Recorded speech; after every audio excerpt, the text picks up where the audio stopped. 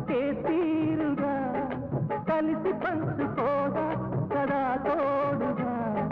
కలిసి రాని కాలం వెలేవేసిన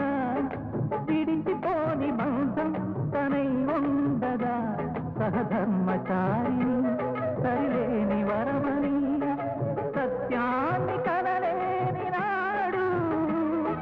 మూడుగా మిగలడా పురుషుడు అపురూపమైనదమ్మ ఆడజన్మ ఆ జన్మకు పరిపూర్ణత ఇల్లాలమ్మా